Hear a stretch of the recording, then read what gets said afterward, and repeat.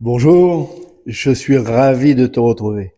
Installe-toi confortablement et on va prendre quelques minutes ensemble tranquillement pour ce nouvel épisode de C'est Alain qui m'a dit.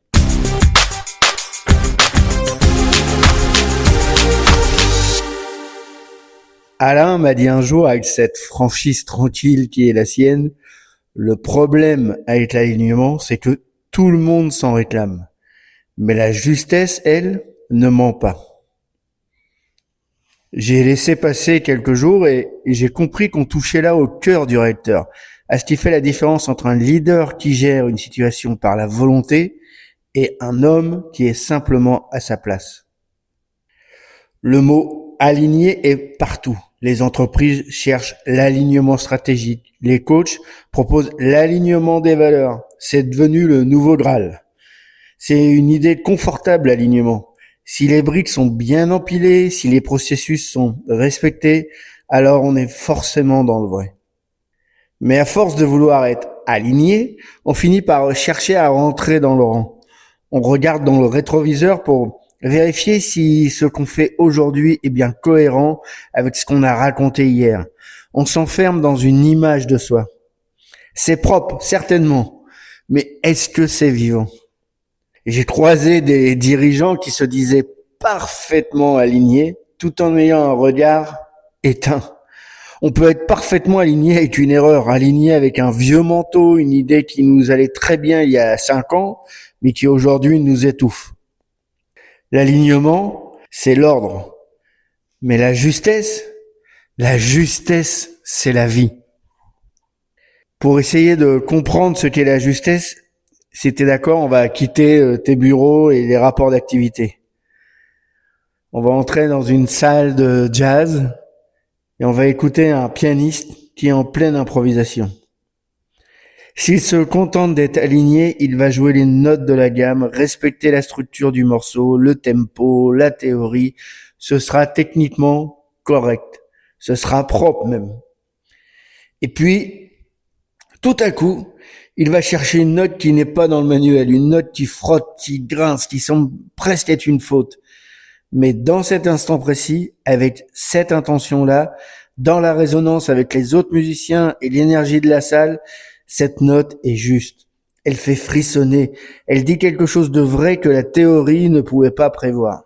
La justesse, c'est ce qui arrive quand on cesse de vouloir avoir raison pour commencer à être vrai.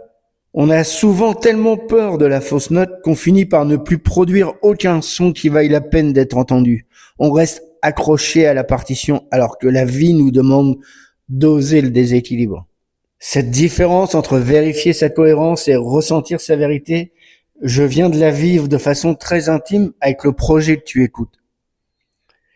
Je suis pas du tout quelqu'un qui aime s'exposer, les vidéos, les réseaux, me mettre en avant. Tout ça, ça me coûte. Et j'en suis conscient. Et je l'ai toujours su. Alors quand l'idée de ce podcast est arrivée, en fait, j'aurais dû résister, calculer le risque, anticiper l'exposition. Et d'ailleurs, c'est ce que j'aurais fait si j'avais raisonné en termes d'alignement, vérifier que le projet correspondait à mes valeurs, à ma stratégie, à mon positionnement. Mais c'est pas du tout ce qui s'est passé. En fait, j'ai tout mis en place et tout s'est fait sans aucun doute, sans aucune friction, naturellement, comme si c'était pas moi qui décidais. Et en fait, c'est seulement quand j'ai publié le premier épisode que j'ai réalisé, que j'allais m'exposer. Alors la peur est arrivée, bien sûr, mais trop tard, le train était déjà parti. Donc quand quelque chose est vraiment juste, on n'a pas besoin de se convaincre. Le corps sait déjà, il avance. En fait, l'alignement, on le vérifie, alors que la justesse, on la ressent. Et souvent, on ne réalise qu'après coup. En fait, quand on voit le chemin parcouru sans effort apparent. On peut voir cela comme une affaire de millimètres.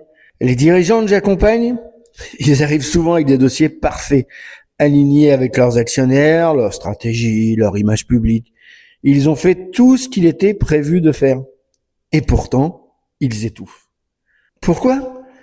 Parce qu'il y a ce millimètre de décalage, ce petit frottement au sternum. Tu sais, ce moment où l'on signe un contrat qui a tout pour plaire.